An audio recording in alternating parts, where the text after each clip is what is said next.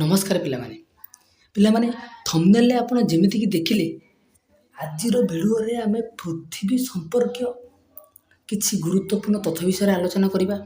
ପିଲାମାନେ ଆକୁ ନୀଳଗ୍ରହ ବୋଲି କାହିଁକି କୁହାଯାଏ? କାରଣ ଯେତେବେଳେ ଆମେ ଆମ ପୃଥିବୀକୁ ମହାକାଶରୁ ଦେଖିବା ଇଏ ନୀଳ ରଙ୍ଗର ଦେଖାଯାଏ। କାରଣ ପୃଥିବୀରେ 3 ଭାଗ ଜଳ ଏବଂ ଗୋଟିଏ ଭାଗ ସ୍ଥଳ ରହିଛି। ସେଥିପାଇଁ ପୃଥିବୀଟି ମହାକାଶରୁ ନୀଳ ବୋଲି ଦେଖାଯାଏ ଏବଂ ସେଥିପାଇଁ ଏହାର ନାଁ ନୀଳଗ୍ରହ ବୋଲି ଦିଆଯାଇଛି। ଚାଲ ଆଉ ଡେରି କରିବାନି, ପୃଥିବୀ ରିଲେଟେଡ୍ ବା ପୃଥିବୀ ସମ୍ପର୍କୀୟ ଯେଉଁ ମୁଁ 10-15ଟି ଗୁରୁତ୍ୱପୂର୍ଣ୍ଣ ତଥ୍ୟ ରଖିଛି ସେ ବିଷୟରେ ଆମେ ଆଲୋଚନା କରିବା। ଚାଲନ୍ତୁ ପିଲାମାନେ ପୃଥିବୀ ଉପରେ ପ୍ରଥମ ତଥ୍ୟ, ସୌରଜଗତରେ ପୃଥିବୀ ବ୍ୟତୀତ ଆଉ କେତୋଟି ଗ୍ରହ ରହିଛି? ସୌରଜଗତରେ ପୃଥିବୀ ବ୍ୟତୀତ ଆଉ କେତୋଟି ଗ୍ରହ ରହିଛି? ଆମେ ଜାଣିଛନ୍ତି ପିଲାମାନେ ଆମ ସୌରଜଗତରେ 8ଟି ଗ୍ରହ ରହିଛି। ଯଦି ଗୋଟିଏ ହେଲା ପୃଥିବୀ, ଆଉ କେତୋଟି ରହିଲେ? 7ଟି। ତାହେଲେ ସୌରଜଗତରେ ପୃଥିବୀ ବ୍ୟତୀତ ଆହୁରି 7ଟି ଗ୍ରହ ରହିଛନ୍ତି। ବୁଝିଲେ ପିଲାମାନେ? ଚାଲନ୍ତୁ ପରବର୍ତ୍ତୀ କ୍ୱେଶ୍ଚନକୁ ଯିବା। ପିଲାମାନେ 2 ନମ୍ବର ତଥ୍ୟଟି ହେଲା ପୃଥିବୀର ଏକ ଉପଗ୍ରହର ନାମ କ'ଣ? ପିଲାମାନେ ପୃଥିବୀର ଗୋଟେ ଉପଗ୍ରହ ହେଉଛି ଚନ୍ଦ୍ର ବା ମୁନ୍ ବା ଜହ୍ନ, ତମେ ଯେଉଁ ଓଡ଼ିଆରେ କହୁଛ। ଆକାଶରେ ଦେଖ ଯେଉଁ ଜହ୍ନ, ସିଏ ହେଲା ପୃଥିବୀର ଗୋଟିଏ ଉପଗ୍ରହ। ବୁଝିଲେ ପିଲାମାନେ? 3 ନମ୍ବର ତଥ୍ୟଟି ହେଲା ପୃଥିବୀର ଆନୁମାନିକ ବୟସ କେତେ? ଆପଣମାନଙ୍କର ଯେମିତି ବୟସ 20 ବର୍ଷ ହେଉ, କାହାର 18 ବର୍ଷ ହେଉ, କାହାର 17 ବର୍ଷ, କିନ୍ତୁ ପୃଥିବୀର କେତେ ବର୍ଷ? ନା ପିଲାମାନେ ପୃଥିବୀର ହେଉଛି 460 କୋଟି ବର୍ଷ। ବୁଝିଲେ ପିଲାମାନେ? ପୃଥିବୀର ବୟସ ହେଲା 460 କୋଟି ବର୍ଷ। ବୁଝୁଛି ପିଲାମାନେ? ଚାଲନ୍ତୁ ପରବର୍ତ୍ତୀ ଦେଖିବା। 4 ନମ୍ବର ଆପଣଙ୍କର ଦେଇଛି ପୃଥିବୀର ଆବର୍ତ୍ତନ ସମୟ କେତେ? ଆବର୍ତ୍ତନ ମାନେ କ'ଣ? ପିଲାମାନେ ମନେକର ଏଇଟା ଯଦି ଆମ ପୃଥିବୀ, ଇଏ ନିଜ ଚାରିପଟେ ଘୁରି ଆସିବା ପାଇଁ କେତେ ସମୟ ଲାଗେ? ବା ଆପଣ ଗୋଟିଏ ସ୍ଥାନରେ ରହିକି ଘୁରିବା ପାଇଁ କେତେ ସମୟ ଲାଗେ? ସେଟା ହେଲା ଆପଣଙ୍କ ଆବର୍ତ୍ତନ ସମୟ। ସେମିତି ପୃଥିବୀ ନିଜ ସ୍ଥାନରେ ରହିକି ଘୁରିବା ପାଇଁ ତ କେତେ ସମୟ ଲାଗେ? ସେଟା ହେଲା ତାର ଆବର୍ତ୍ତନ ସମୟ। ପୃଥିବୀର ଆବର୍ତ୍ତନ ସମୟ ପିଲାମାନେ କେତେ? ନା 23 ଘଣ୍ଟା 56 ମିନିଟ୍, ଯାହାକୁ ଆମେ ସଂଶୋଧନ କରି 24 ଘଣ୍ଟା ବୋଲି କହୁଛୁ। କିନ୍ତୁ ପିଲାମାନେ ତାର ଆକ୍ୟୁରେଟ୍ ଟାଇମ୍ଟା ହେଲା 23 ଘଣ୍ଟା 56 ମିନିଟ୍, ଯେଉଁଟାକୁ ଆମେ 24 ଘଣ୍ଟା ବା ଗୋଟେ ଦିନ ବୋଲି କହୁଛନ୍ତି। ବୁଝିଲେ ପିଲାମାନେ? ଆପଣ ସବୁବେଳେ ଆକ୍ୟୁରେଟ୍ ଟାଇମ୍ଟାକୁ ମନେ ରଖିବେ ପିଲାମାନେ, କାରଣ ଅପସନ୍ରେ ଏଇଗୁଡ଼ାକ ହିଁ ଆସେ। 23 ଘଣ୍ଟା 56 ମିନିଟ୍ ପୃଥିବୀର ଆବର୍ତ୍ତନ ସମୟ। ପରବର୍ତ୍ତୀ ଦେଇଛି ପିଲାମାନେ ପୃଥିବୀର ପରିକ୍ରମଣ ସମୟ କେତେ? ପିଲାମାନେ ଆବର୍ତ୍ତନ ଜାଣିଲ, ନିଜ ଚାରିପଟେ ଘୁରିବା। ପରିକ୍ରମଣ କ'ଣ? ନା ପରିକ୍ରମଣ ହେଲା ଏଇଠି ଯଦି ସୂର୍ଯ୍ୟ ରହିଛି, ସୂର୍ଯ୍ୟ ଚାରିପଟେ ବୁଲିବା ପାଇଁ ତ କେତେ ସମୟ ଲାଗେ? ସେଇଟା ହେଲା ପରିକ୍ରମଣ ସମୟ। ବୁଝିଲେ ପିଲାମାନେ? ନିଜ ଚାରିପଟେ ଘୁରିବାକୁ ଆବର୍ତ୍ତନ କୁହାଯାଏ ଏବଂ ସୂର୍ଯ୍ୟ ଚାରିପଟେ ଘୁରି ଆସିବା ପାଇଁ ପରିବର୍ତ୍ତନ କୁହାଯାଏ। ପିଲାମାନେ ତାହେଲେ କ'ଣ ଦେଇଛି?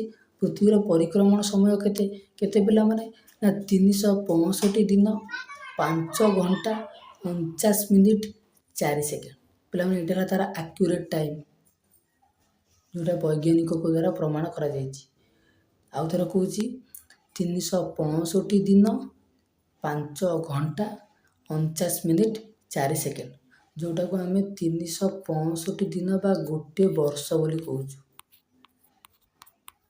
ବୁଝିଲା ପିଲାମାନେ? 365 ଦିନ ଯାହା ଗୋଟେ ବର୍ଷ ବୋଲି କହୁ, କିନ୍ତୁ ତାର ଆକ୍ୟୁରେଟ୍ ଟାଇମ୍ଟା ହେଲା ପିଲାମାନେ 365 ଦିନ 5 ଘଣ୍ଟା 49 ମିନିଟ୍ 4 ସେକେଣ୍ଡ।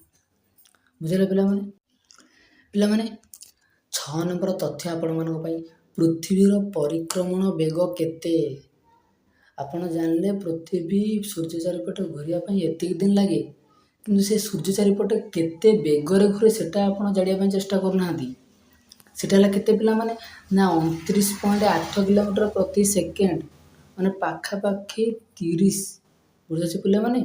ପାଖାପାଖି 30 କିଲୋମିଟର ପ୍ରତି ସେକେଣ୍ଡରେ, ଗୋଟେ ସେକେଣ୍ଡରେ 30 କିଲୋମିଟର ଯାଇପାରିବା ଭଳି ବେଗରେ ସେ ପୃଥିବୀ ସୂର୍ଯ୍ୟ ଚାରିପଟେ ଘୁରୁଛି। ବୁଝିଲେ ପିଲାମାନେ?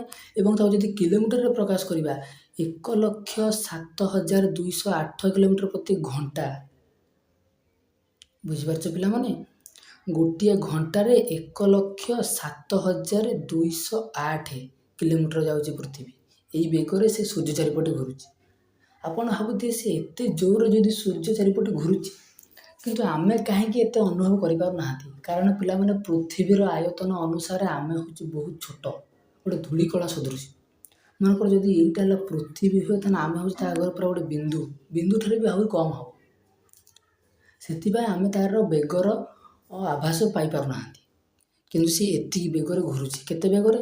ନା 1,07,208 କିଲୋମିଟର ପ୍ରତି ଘଣ୍ଟା ବେଗରେ ସେ ସୂର୍ଯ୍ୟ ଚାରିପଟେ ଘୁରୁଛି। ବୁଝିଲେ ପିଲାମାନେ? ଚାଲନ୍ତୁ ପରବର୍ତ୍ତୀ ତଥ୍ୟକୁ ଦେଖିବା। 7 ନମ୍ବର ଦେଇଛି ପୃଥିବୀର ନିକଟତମ ଗ୍ରହର ନାମ କ'ଣ? ବୁଝିଲେ ପିଲାମାନେ? ପୃଥିବୀର ନିକଟତମ ଗ୍ରହର ନାମ କ'ଣ? ନା ପିଲାମାନେ ଶୁକ୍ର, ବା ଇଂଲିଶରେ ତାକୁ ଭେନସ୍ ବୋଲି କୁହାଯାଏ। ଶୁକ୍ର ଗ୍ରହ ପୃଥିବୀର ନିକଟତମ ଗ୍ରହ। ବୁଝିଲେ ପିଲାମାନେ? ଚାଲନ୍ତୁ ପରବର୍ତ୍ତୀକୁ ଦେଖିବା।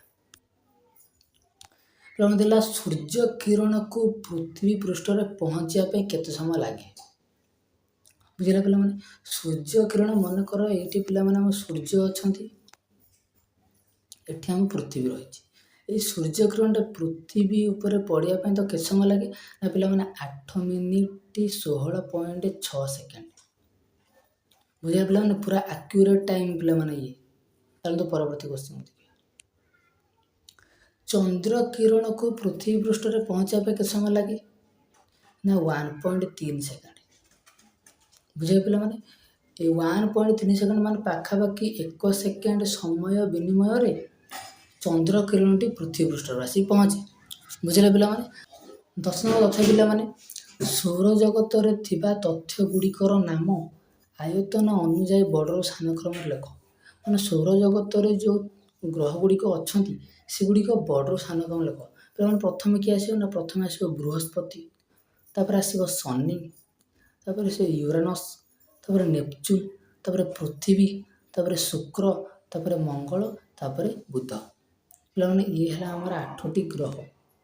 ଇଏ ହେଲା 1 2 3 4 5 6 7 8। ଏଇ ଯେଉଁ 8ଟି ଗ୍ରହ ରହିଲେ ଇଏ ହେଲା ଆମର ଆୟତନ ଅନୁଯାୟୀ ବଡ଼ରୁ ସାନ। ସବୁଠାରୁ ବଡ଼ ହେଲା ବୃହସ୍ପତି, ତାପରେ ଟିକେ ସାନ ହେଲା ଆମର ଶନି, ତାପରେ ଟିକେ ସାନ ହେଲା ଆମର କିଏ? ୟୁରାନସ୍, ତାପରେ ହେଲା ଆମର ନେପଚୁନ୍, ତାପରେ ହେଲା ଆମର ପୃଥିବୀ, ତାପରେ ହେଲା ଆମର ଶୁକ୍ର, ତାପରେ ହେଲା ଆମର ମଙ୍ଗଳ, ତାପରେ ହେଲା ଆମର ବୁଧ। କିନ୍ତୁ ପିଲାମାନେ ୟାକୁ ମନେ ରଖିବା ପାଇଁ ମୁଁ ଆପଣଙ୍କ ପାଇଁ ଗୋଟେ ବଢ଼ିଆ ଟ୍ରିକ୍ ନେଇକି ଆସିଛି। ଚାଲନ୍ତୁ ସେ ଟ୍ରିକ୍ଟାକୁ ଦେଖିବା। ପିଲାମାନେ ଦେଖନ୍ତୁ, ଇଏ ହେଉଛି ଆପଣମାନଙ୍କର ସୋଲାର ସିଷ୍ଟମ୍।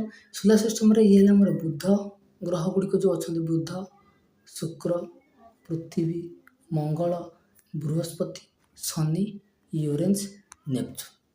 ଏଇ ଗ୍ରହ ଗୁଡ଼ିକୁ ବଡ଼ରୁ ସାନ କ୍ରମେ ଆୟତନ ଅନୁଯାୟୀ ମନେ ରଖିବା ପାଇଁ ମୁଁ ଆପଣଙ୍କୁ କହିଥିଲି ଟ୍ରିକ୍ ଅଛି ବୋଲି। ସେ ଟ୍ରିକ୍ଟାକୁ ମୁଁ ଦେଖାଉଛି। ଦେଖନ୍ତୁ ପିଲାମାନେ, ଇଏ ଆପଣଙ୍କୁ ଲେଖିଦେଇଛି ସବୁ ଗ୍ରହ ଗୁଡ଼ିକ, ସୌରଜଗତରେ ଯେଉଁ ଗ୍ରହ ଗୁଡ଼ିକ ଅଛି ସେ ଆମର ସବୁ ଲେଖିଦେଇଛି।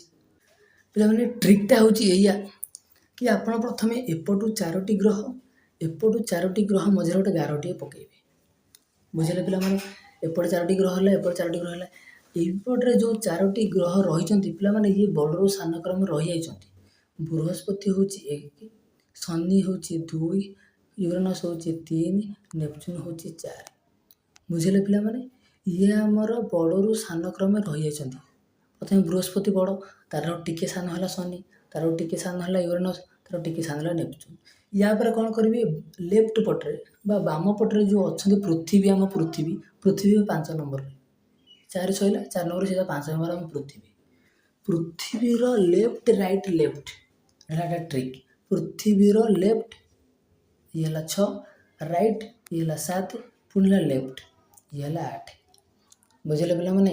ଇଏ ଆମର ହେଇଗଲା ବୃହସ୍ପତି, ଶନି, ୟୁରାନସ୍, ନେପଚୁନ୍, ତାପରେ ଆମର ପଳେଇ ଆସିବ ପୃଥିବୀ, ତାପରେ ଶୁକ୍ର, ମଙ୍ଗଳ, ବୁଧ। ଇଏ ଆମର ହେଇଗଲା ପିଲାମାନେ ବଡ଼ରୁ ସାନ କ୍ରମେ ଆୟତନ ଅନୁସାରେ। ଆଉ ଥରେ କହିଦେଉଛି ପିଲାମାନେ କ'ଣ କରିବି ମୁଁ? ପ୍ରଥମେ ଏପଟୁ 4ଟି ଗ୍ରହ, ଏପଟୁ 4ଟି ଗ୍ରହ ମଝିରେ ଗୋଟେ ଗାରଟିଏ ପକାଇବି। ଏପଟେ ଯେଉଁ ରହିଛନ୍ତି ଗ୍ରହ ଗୁଡ଼ିକ ସିଏ ଆମର ବଡ଼ରୁ ସାନ କ୍ରମେ ରହିଯାଇଛନ୍ତି। ଅର୍ଥାତ୍ ଇଏ 1, ଇଏ 2, ଇଏ 3, ଇଏ 4। ବୃହସ୍ପତି 1, ଶନି 2, ୟୁରାନସ୍ 3, ନେପଚୁନ୍ 4। ଇଏ ବଡ଼ରୁ ସାନ କ୍ରମରେ ରହିଗଲା। ଏପଟେ ଯେଉଁ ରହିଲେ, ଏପଟେ କ'ଣ କରିବେ? ସିଧା ଆମ ପୃଥିବୀ ପାଖକୁ ପଳେଇ ଆସିବେ। ପୃଥିବୀ ହେଇଗଲା ଆମର 5। ପୃଥିବୀର ଲେଫ୍ଟ ରାଇଟ୍ ଲେଫ୍ଟ ମାନେ ପୃଥିବୀର ଲେଫ୍ଟ କିଏ? ଶୁକ୍ର, ଶୁକ୍ର ହେଉଛି 6। ତାର ରାଇଟ୍ରେ କିଏ? ହେଲା ମଙ୍ଗଳ, ମଙ୍ଗଳ ହେଉଛି 7। ପୁଣି ପୃଥିବୀର ଲେଫ୍ଟରେ କିଏ ବୁଧ, ସିଏ ହେଲା ଆମର 8। ବୁଝିଲେ ପିଲାମାନେ, ଇଏ ହେଲା ଆମର ବଡ଼ର ସାନ ଗ୍ରହ। ମୁଁ ଆଉଥରେ ଦେଖେଇ ଦେଉଛି। ଦେଖନ୍ତୁ ପିଲାମାନେ, ବୃହସ୍ପତି, ଶନି, ୟୁରାନସ୍, ନେପଚୁନ୍, ପୃଥିବୀ, ଶୁକ୍ର, ମଙ୍ଗଳ ଏବଂ ବୁଧ। ବୁଝିଲେ ପିଲାମାନେ, ଚାଲନ୍ତୁ ପରବର୍ତ୍ତୀ କ୍ୱେଶ୍ଚନ ଦେଖିବା। ପିଲାମାନେ 11 ନମ୍ବର ତଥ୍ୟଟି ଦେଇଲା, ପୃଥିବୀରେ ଥିବା ସ୍ୱୀକୃତିପ୍ରାପ୍ତ ଦେଶ ସଂଖ୍ୟା କେତେ? ବୁଝିଲେ ପିଲାମାନେ, ପୃଥିବୀରେ ଯେଉଁ ସ୍ୱୀକୃତିପ୍ରାପ୍ତ ଦେଶ ଅଛନ୍ତି, ଏମିତି ବହୁତ ଦେଶ ଅଛନ୍ତି, କିନ୍ତୁ ସ୍ୱୀକୃତିପ୍ରାପ୍ତ ଦେଶ ହେଉଛନ୍ତି ପିଲାମାନେ 195ଟି ମାତ୍ର। 195ଟି ଦେଶ କେବଳ ପୃଥିବୀରେ ସ୍ୱୀକୃତିପ୍ରାପ୍ତ ଦେଶ। ବୁଝିଲେ ପିଲାମାନେ, 12 ନମ୍ବର ତଥ୍ୟଟି ହେଲା, ପୃଥିବୀର ସବୁଠାରୁ ଜନବହୁଳ ସହର ନାମ କ'ଣ? ପିଲାମାନେ, ପୃଥିବୀର ସବୁଠାରୁ ଜନବହୁଳ ସହର ହେଲା ଟୋକିଓ, ଯେଉଁଟାକି ଜାପାନରେ ଅବସ୍ଥିତ। ଜାପାନ ଦେଶର ଟୋକିଓ ସହରଟିରେ ପିଲାମାନେ ବହୁତ ଲୋକ ବାସ କରନ୍ତି, ସେଥିପାଇଁ ତାକୁ ଜନବହୁଳ ଦେଶ ସହର ବୋଲି କୁହାଯାଏ। ବୁଝିଲେ ପିଲାମାନେ, 13 ନମ୍ବର ତଥ୍ୟଟି ହେଲା, ପୃଥିବୀର ମୋଟ ଲୋକ ସଂଖ୍ୟା କେତେ? ବୁଝିଲେ ପିଲାମାନେ, ପୃଥିବୀର ମୋଟ ଲୋକ ସଂଖ୍ୟା କେତେ? 8,045 କୋଟି 31,14,562। ବୁଝିଲେ ପିଲାମାନେ, ଆଉଥରେ ମୁଁ କହୁଛି, ପୃଥିବୀର ଲୋକ ସଂଖ୍ୟା ହେଲେ ପିଲାମାନେ 8,045 କୋଟି 31,14,562 ଜଣ। ପିଲାମାନେ, ଲୋକ ସଂଖ୍ୟା ବା ଜନଗଣନା ଅନୁଯାୟୀ ପୃଥିବୀର ଲୋକ ସଂଖ୍ୟା ହେଲା ପିଲାମାନେ ଏତିକି। ଏଇଟା ଆପଣ ଆକ୍ୟୁରେଟ୍ ମନେ ରଖିବେ। ଆଉଥରେ ମୁଁ ଆପଣଙ୍କୁ କହୁଛି, 8,045 କୋଟି 31,14,562। ପିଲାମାନେ, ଏଇଟା ସବୁବେଳେ ମନେ ରଖିବେ। ଗୋଟେ ଇମ୍ପୋର୍ଟାଣ୍ଟ ଏଇଟା ଗୋଟେ ତଥ୍ୟ ପୃଥିବୀ ଉପରେ, ଲୋକ ସଂଖ୍ୟା ପୃଥିବୀର। ପରବର୍ତ୍ତୀ କ୍ୱେଶ୍ଚନ ପିଲାମାନେ, 14 ନମ୍ବର ତଥ୍ୟଟି ପିଲାମାନେ, ପୃଥିବୀର ମୋଟ ସ୍ୱାକ୍ଷର ହାର କେତେ? ମାନେ ମୋଟ ଯେଉଁ ପୃଥିବୀର ଲୋକ ସଂଖ୍ୟା ହେଲେ 8,045 କୋଟି 31,14,562, ସେଥିରୁ 86.81% ଲୋକ ପାଠ ପଢ଼ିଛନ୍ତି ବା ସ୍ୱାକ୍ଷରତାକୁ କୁହାଯାଏ। ପାଠ ପଢ଼ିଛନ୍ତି ବା ସେମାନଙ୍କୁ ସ୍ୱାକ୍ଷର ବୋଲି କୁହାଯାଏ 86.81%, ବା ସେଟାକୁ କୁହାଯିବ 87% ଲୋକ କେବଳ ଶିକ୍ଷିତ ଲୋକ ଆମ ପୃଥିବୀରେ। ବୁଝିଲା ପିଲାମାନେ, ଇଏ ଥିଲା ପିଲାମାନେ ଆପଣଙ୍କ ପାଇଁ 14ଟି ଟପ୍ ପୃଥିବୀ ସମ୍ପର୍କୀୟ ତଥ୍ୟ, ଯାହାକି ମୁଁ ଆପଣଙ୍କ ଭିଡ଼ିଓ ମାଧ୍ୟମରେ କହିଲି। ଏହି ଭିଡ଼ିଓ ପୂର୍ବରୁ ମୁଁ ଆଉ ଗୋଟେ ଭିଡ଼ିଓ ଅପଲୋଡ଼ କରିଥିଲି, ଟପ୍ 15ଟି ଜିକେ କୋଶ୍ଚିନ୍କୁ ନେଇ। ସେଇ କୋଶ୍ଚିନ୍ ଗୁଡ଼ିକ SSC, CGL, CHSL, MTS ଭଳି ଏକ୍ଜାମ୍ ଗୁଡ଼ିକରେ 2ରୁ 3 ଥର ପଡ଼ିସାରିଛି ଏବଂ ସେ କୋଶ୍ଚିନ୍ ଗୁଡ଼ିକ 2025 ପାଇଁ ମଧ୍ୟ ସେତିକି ଇମ୍ପୋର୍ଟାଣ୍ଟ। ସେ କୋଶ୍ଚିନ୍ ଗୁଡ଼ିକର ଭିଡ଼ିଓ ମୁଁ ଡିସ୍କ୍ରିପ୍ସନ୍ ଦେଇଦେଇଛି, ଆପଣ ଯାଇକି ସେ ଭିଡ଼ିଓଟିକୁ ଦେଖନ୍ତୁ। 15ଟି ଟପ୍ ଜିକେ କୋଶ୍ଚିନ୍କୁ ମନେ ରଖନ୍ତୁ। ମୁଁ ନିଶ୍ଚିତ ଭାବରେ ଗ୍ୟାରେଣ୍ଟି ଦେଇ କହୁଛି, ସେଇ ଭିତରୁ ଆପଣଙ୍କ ନିଶ୍ଚିତ ଭାବରେ 1ରୁ 2ଟି କୋଶ୍ଚିନ୍ ଆପଣଙ୍କ ଏକ୍ଜାମ୍ରେ ପାଇବେ, ଗ୍ୟାରେଣ୍ଟେଡ଼ ପିଲାମାନେ। ଆପଣ ଯାଆନ୍ତୁ, ଡିସ୍କ୍ରିପ୍ସନ୍ରେ ମୁଁ ଲିଙ୍କ୍ ଦେଇଦେଇଛି, ନିଶ୍ଚିତ ଭାବରେ ଆପଣ ଭିଡ଼ିଓଟିକୁ ୱାଚ୍ କରିବେ ପିଲାମାନେ। ଧନ୍ୟବାଦ।